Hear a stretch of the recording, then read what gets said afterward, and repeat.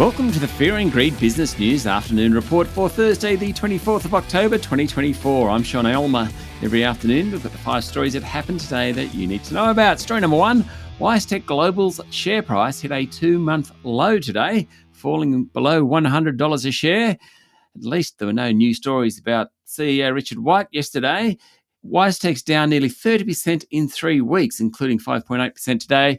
Actually, I said no news stories. There was actually one story around the place. A former director of Wisetech Global, who left in 2019, accused Mr. White of intimidation, bullying and overseeing poor corporate governance, according to a story in the AFR.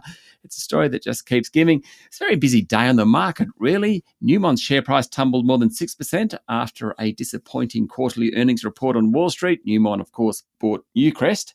It's mostly traded in North America nowadays. HMC Capital halted its shares as it prepares to raise $300 million to put towards a near $2 billion acquisition of Sydney data centre owner Global Switch Australia. Fortescue Metals Group fell more than 3%.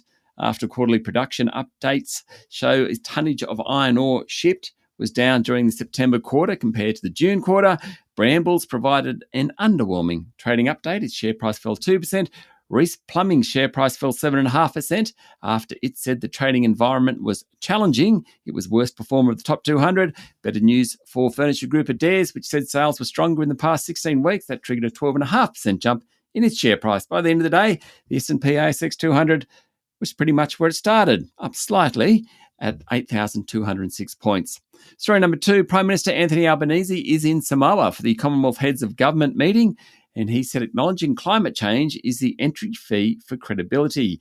He said climate change will be front and centre at CHOGM, especially given threats to countries like Tuvalu and Kiribati. The Prime Minister will meet for the first time with new British Prime Minister Keir Starmer. They're likely to talk about climate change, energy, and of course, AUKUS. Foreign Minister Penny Wong's also there. She said that she had grave concerns over reports that North Korea is aiding Russia, sending troops to help in the fight against Ukraine. Story number 3, nuclear power in Australia will take 15 years to develop, according to the head of the Australian Radiation Protection and Nuclear Safety Agency. Gillian Hirth's estimate doesn't support the coalition's claims a nuclear power plant can be ready by 2037. Ms. Hirth runs the country's nuclear regulator. She appeared at a parliamentary inquiry today. She did agree, though, that the Atomic Energy Agency has previously said new entrants could take just 10 years. Another fly in the ointment, the boss of the energy regulator, Claire Savage, said developing the regulatory framework for nuclear would take up to 8 years. Story number 4, Tesla's share price jumped 12% in after-hours trading this morning after the electric vehicle group recorded a surprise jump in its September quarter profit. Net income rose 17%, helped by more EV sales and a higher profit margin.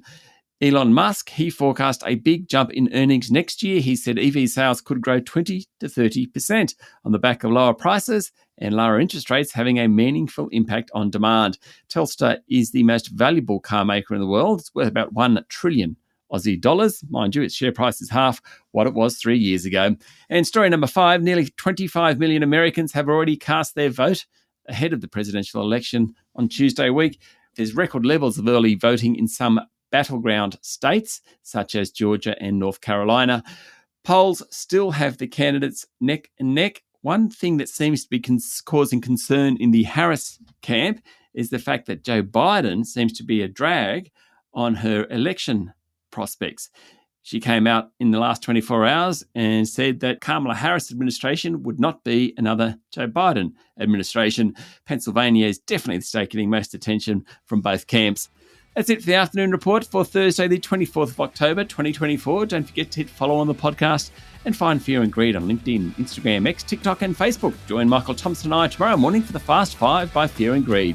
The top 5 business stories you need to know in just 5 minutes. I'm Sean Elmer. Enjoy your evening.